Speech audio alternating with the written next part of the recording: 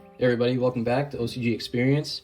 Today I'm bringing you kind of a special edition of a mail day. It's only one package, but I think it's kind of a special one. So without further ado, let's pull it forward. This is a sealed 1999 Yu-Gi-Oh! Starter Box Theatrical Release.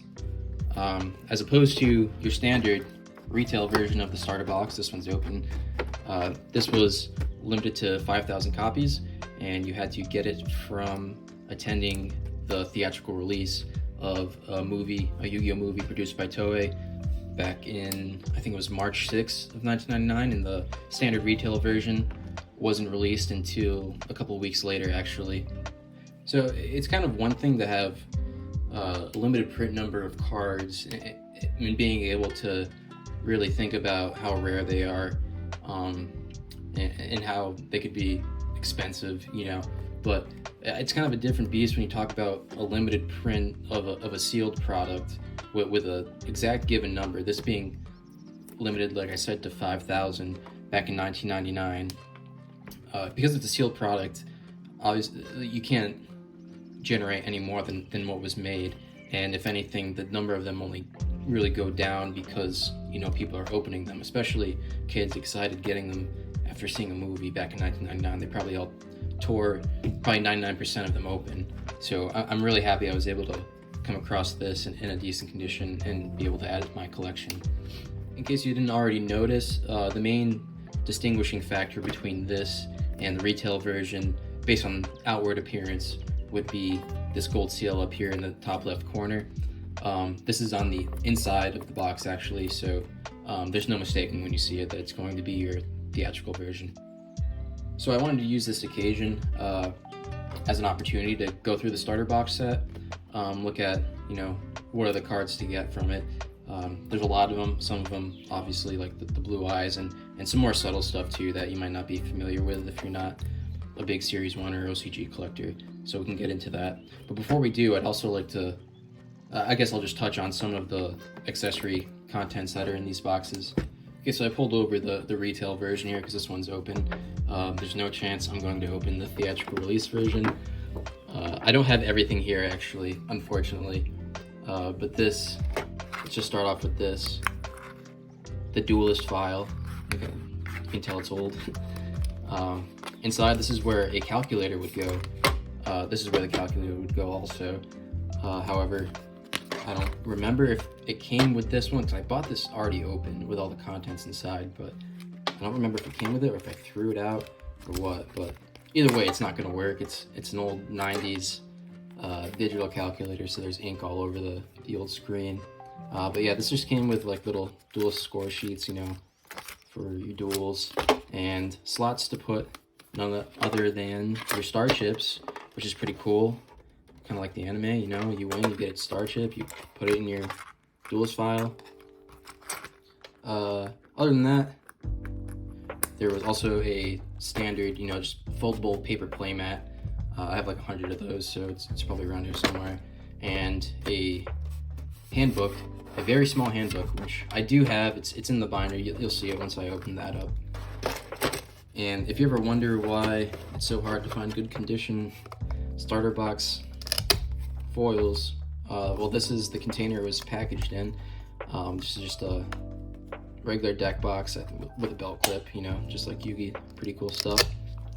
But inside here, like the whole deck wasn't even cellophane wrapped. There was just a plastic strip around it in the middle, so it was just hanging around in there.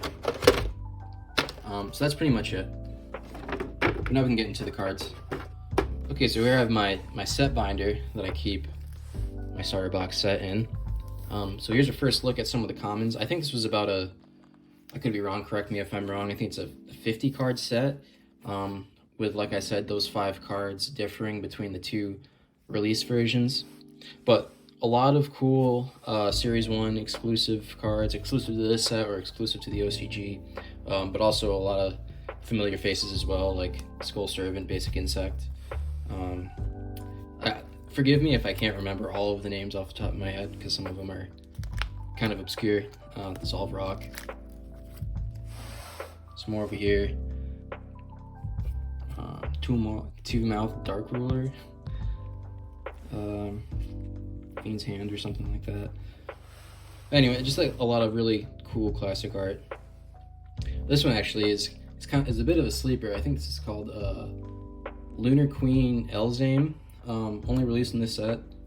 Just a really popular card on the Japanese market at least, but I think it's just a really cool single printed common card. It's a really beautiful artwork. Alright, now we're getting to some of the good stuff.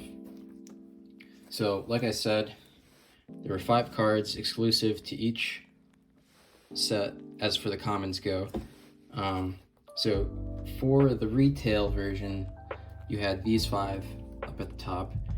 These aren't as special as the other 5 that I'm going to go over, but it still should be noted, I guess, that they have some identity to them. Not really, but it's just something I think about. Like, the retail version is pretty common, so there's a lot of these around, but they still kind of stand out from some of the other cards.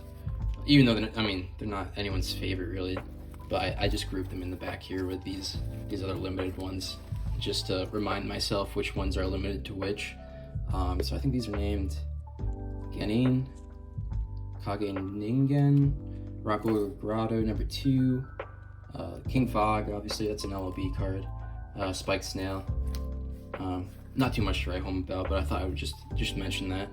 But now these 5, 1, 2, 3, 4, 5, these last 5 commons, they're kind of I guess I would call it a cult classic of OCG collecting. Obviously you have Akmador, 13th Grave, Turtle Tiger, Trial of Hell with the uncensored artwork, blood going through, is pretty cool, and Dark King of the Abyss. So these are the 5 commons that were limited to the theatrical release. So obviously there's only 5,000 copies of each of these, which in the scope of the Yu-Gi-Oh card game, where everything gets printed to like hundreds of thousands, especially like common cards, like 5,000 is not that many, you know, especially this old. So thing to note about Akmador, when this first came out, it was kind of a total beast, being a no tribute 2000 defense. So this was really sought after for the time. I don't think it got really dethroned until, well, I guess not too long after Volume 2 came out that had Mystical Elf, but that was super rare, so it wasn't as attainable, not easily attainable at least. Yeah, 13th Grade and Trial of Hell. I think these were also pretty decent at the time, well, Trial of Hell I think was actually the first 1300 attack monster with no tribute, but that also got dethroned pretty quickly because this was still very early in the game. Turtle Tiger, I don't know what to talk about it, and Dark King of the Abyss. Now these cards, I don't know what it is about these cards, but Konami really had an affinity for them in those early days because they also got a very special reprint as V-Jump lottery promos in Ultra Secret Rare. Well, not Akmador, but these other 4. So they were released in between 2 lottery sets. They were both 3-card sets that were limited to 50 copies each, which is astronomically low. Honestly, they're some of the rarest cards out there. If they're probably the rarest cards that aren't prize or trophy cards, you know. So you can compare them to like Shonen Jump card rarities, like English SJC cards. However, Akmador wasn't included in those lottery sets, but it did also get an Ultra Secret Rare print in, I forget what it's called. It's called like Duel Monsters 2 Meeting Experience or something like that. But I think it was like 3,000, which is still pretty rare. I have one of those in PSA 9. It's one of my favorite cards. This is one of my favorite monsters, actually. But to keep moving along, don't want to dwell on those for too long, but these are, I don't know, I don't like using the word underrated, but they're kind of slept on a little bit if you don't know anything about the OCG. They're not too expensive either. They're like, I mean, I don't know, I think when I bought these, they were like $100 each. I have another set that's been a PSA for 100 years by now. But I think now they're like a couple $100 if you want like near mint copies, but I think really mint copies can get up there, maybe $300, something like that.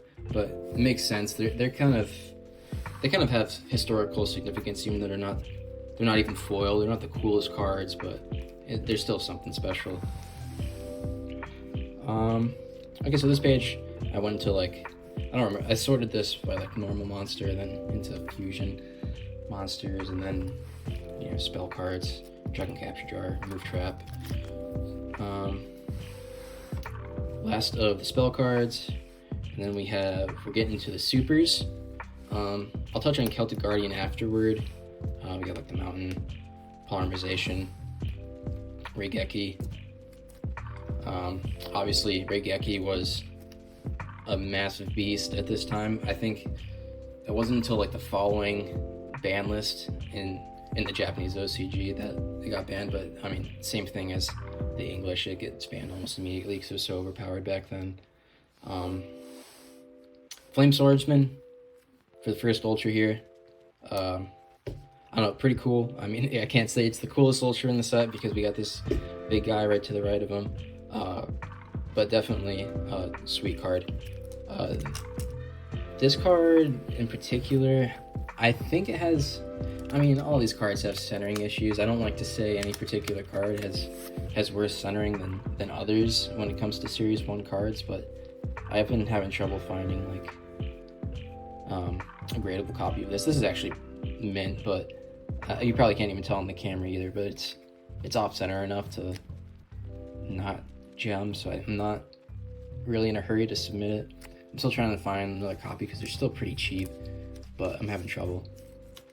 And then none other than the first anime art print of Blue Eyes White Dragon, the first OCG print of Blue Eyes White Dragon, and the first proper playable Konami print of the card.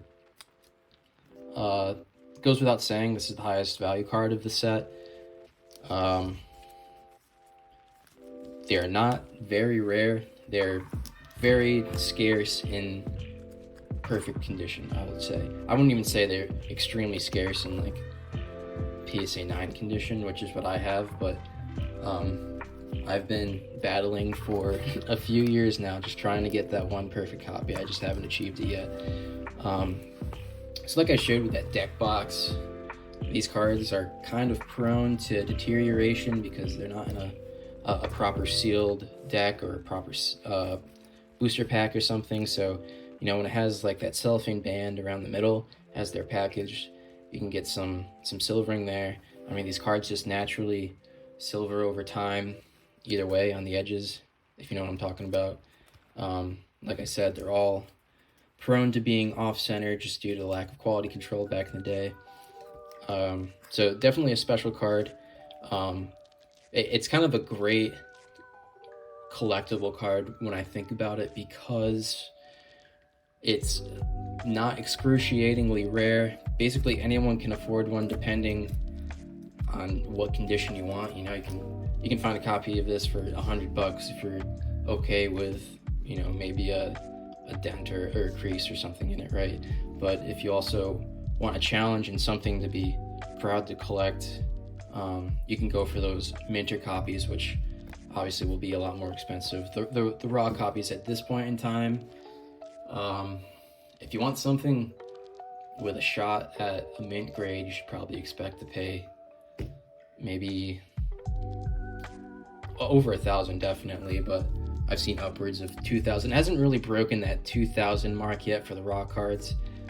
They don't really sell graded in Mint 9. I haven't seen, I think I've seen an 8 sell for around 1,000, but once you get into the BGS 9.5, PSA 10 range, you know, it's kind of undocumented.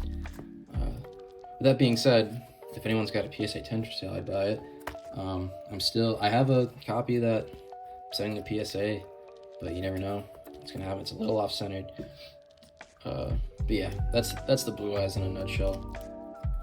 Overall, it's just really hard to capture everything about this release within a single video because it's really kind of a historical piece, a lot to unpack, even though it's everything other than the Blue Eyes doesn't look like too much on the surface.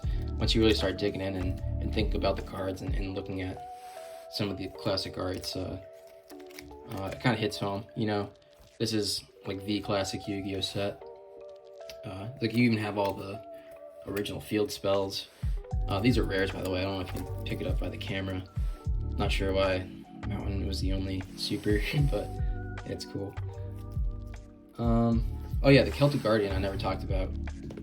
This is actually not the actual super copy. This is from a different set. I'm just using it as a placeholder. Again, I have a super copy. It's just at PSA forever. I still need another one for my binder, but the Celtic Guardian's kind of different than the other supers in that it didn't come inside that deck. You had to pre-order the retail version of the starter box, and then it would come as a little bonus promo, which is pretty cool. That's a cool release, I don't know, element, I guess you would call it. So it would come in like a little cellophane packet, like glued to the outside of the box.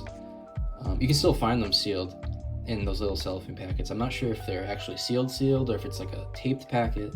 I think it's actually sealed with like an adhesive strip.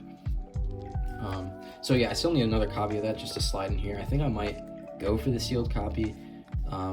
This isn't really expensive at all. If you want to buy it like out of the cellophane in near mint condition, it's probably gonna be like $50 at the most. If you can find it in the cellophane packet, it's probably gonna be like $150 or something like that. So that's what I'm shooting for at the moment. But yeah, that's the set condensed as much as I can into a single video. If you have any comments or questions, you want to talk about starter box, feel free to leave a comment, message me or whatever. I'm always talking about Yu-Gi-Oh stuff, so hope you enjoyed this little walkthrough history here. If you liked, comment, subscribe, whatever, do what you want. Thanks for watching. Talk to you later.